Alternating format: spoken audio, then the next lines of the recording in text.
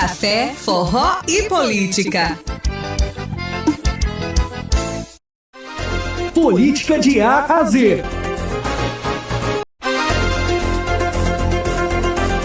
Política de A a Z.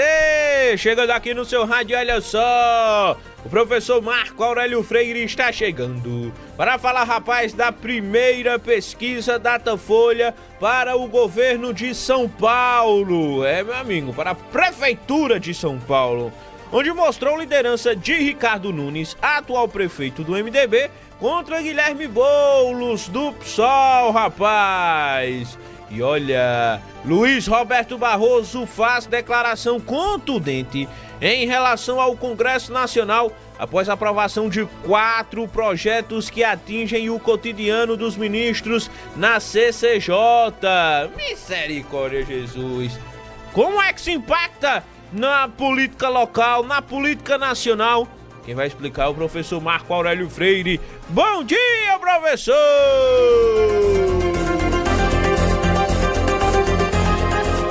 Bom dia aos ouvintes da Rádio Cidade. Bom dia aos ouvintes do Café, Forró e Política.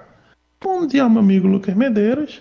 Lucas, ontem, o ministro presidente do Supremo Tribunal Federal, o Luiz Roberto Barroso, fez declarações contundentes em relação ao Congresso Nacional. Isso numa sessão dos trabalhos da Casa.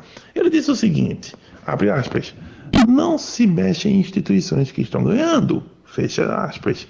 E essa declaração foi por causa de um movimento dos deputados na Comissão de Constituição e Justiça, a CCJ, da Câmara dos Deputados. Lembrando que a CCJ é a principal comissão da Casa que lida com todas as questões, todos os projetos passam por lá. E eles analisam a constitucionalidade dos projetos. Então, é a comissão mais importante no final das contas. Bem, na comissão foram aprovados 4 projetos no dia anterior. E, por exemplo, um deles diz que se qualquer ministro usurpar as funções do Poder Legislativo, vai responder por crime de responsabilidade. Também, um segundo projeto diz que eles não podem expressarem opiniões de algum modo que antecipe resultado, porque senão vão considerar crime de responsabilidade também. Lembrando que crime de responsabilidade leva a impeachment dos ministros.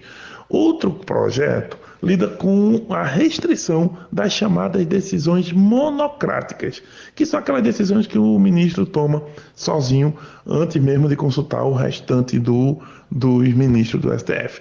E o 4º projeto fala basicamente de organizar a questão das liminares. Os deputados entendem que, se um ministro der uma liminar, os deputados e senadores podem derrubar a liminar. Ou seja, imagine que o STF, um ministro do STF, pegue qualquer causa e dê uma liminar. Liminar é aquele momento no qual, dentro de um processo, o juiz concede um pedido a quem a quem entrou com a ação, e antes mesmo de terminar de analisar o fundamento da causa, mas ele já concede a liminar, ele já dá parte do pedido que a pessoa está fazendo. E como ele dá antes mesmo de analisar o aprofundamento restante do processo, a gente chama isso de liminar. E aí, o que o projeto de lei está dizendo é que eles podem, os deputados e senadores, derrubar uma decisão judicial feita em liminar. E isso é realmente uma coisa que foge, né, do normal nas democracias modernas. Nas democracias modernas, nós temos 3 poderes: legislativo, que faz leis, o executivo, que executa as leis, e o judiciário, que julga as leis. Mas, em geral, os poderes devem ser independentes e harmônicos, e aqui no Brasil até está escrito isso no artigo 2º da Constituição. E a função do legislativo é fazer leis, mas aí, nessa briga legislativo-judiciário, esses projetos saíram aí, colocados em pauta, e afetou aí os ministros da STF, tanto que o Luiz Roberto Barroso está respondendo. O detalhe é o seguinte: esses 4 projetos podem andar? Podem, mas eles estão agora na mão de Arthur Lira, que pode colocar para o plenário ou não, e não tem exatamente um prazo para fazer isso. Então, o que a gente viu foi que o Congresso está começando a se movimentar para tentar restringir os poderes do judiciário, e o judiciário pode, ao mesmo tempo, se provocado for, derrubar essas legislações, porque também é uma prerrogativa do judiciário julgar as leis. Então, esse embate não vai acabar por aqui, e os próximos capítulos a conferir. Bem, saindo de Brasília, indo direto para São Paulo, saiu o Datafolha. Mais um Datafolha, mas na verdade é o primeiro Datafolha do segundo turno da capital paulista. E houve uma pesquisa, né, feita entre os dias 8 e 9 de outubro, e o que ocorreu? O Ricardo Nunes chega em primeiro aí, ele tem 55% das intenções de votos contra 33% do Guilherme Boulos. Olha só, eu vou lembrar que no primeiro turno a diferença foi de 25 mil votos. O Ricardo Nunes teve 29,48% contra 29,04% do Boulos, ou seja, foi empate, né? Basicamente um grande empate técnico. A vantagem de Nunes por 25 mil votos. Mas na largada para o segundo turno a coisa abre, né? A boca do jacaré, digamos assim, abre com muita tranquilidade para o atual prefeito. Uma outra curiosidade de São Paulo é que 50 mil eleitores nesse domingo votaram no 13 lá em São Paulo, lembrando que o PT não tinha candidato. O candidato do PT é o Boulos, né? Já que eles indicaram a Marta Suplicy como vice do deputado.